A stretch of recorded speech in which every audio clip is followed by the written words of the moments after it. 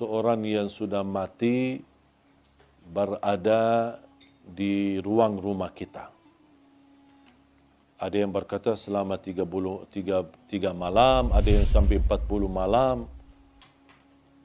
Kasihanlah, ruhnya lagi diam di rumah, jasadnya di kuburan. Terus ngapain jasadnya di situ kasihan sendirian?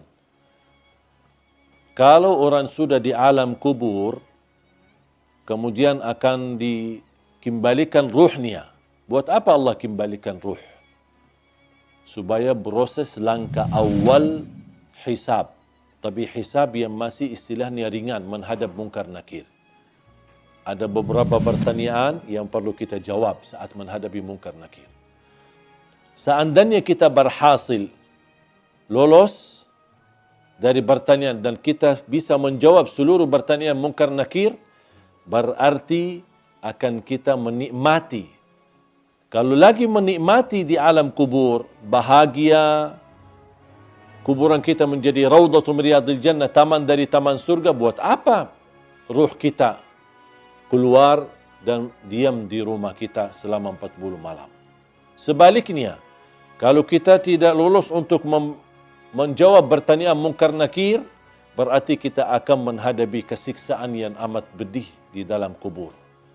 Dan tidak mungkin orang itu saat disiksa, masih nyawanya bisa jalan-jalan kemana-mana, termasuk mampir ke rumah dan diam di rumah selama 40 malam.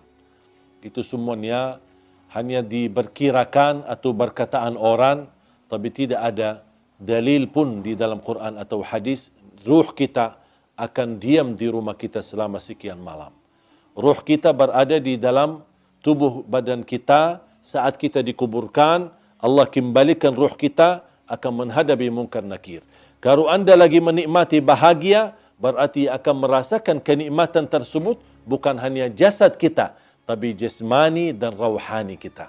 Kalau ruh kita terpisah dan dia diam di rumah untuk melihat kondisi dan keadaan di rumahnya, bagaimana keluarganya. Terus kalau ada di antara keluarga, ketika ada ruh seorang meninggal, dia masuk ke rumahnya.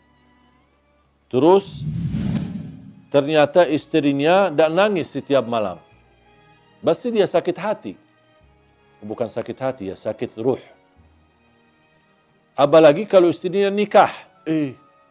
Kok malah tinggalin aku meninggal malah kamu nikah. Berarti ruhnya lagi sibuk urusan keluarga. Ini semuanya tak masuk akal.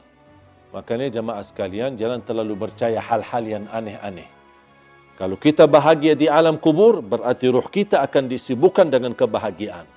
Kalau kita lagi di alam kubur disiksa, na'udzubillah min zalik, berarti ruh kita akan kesibukan dengan azab. Na'udzubillah min zalik.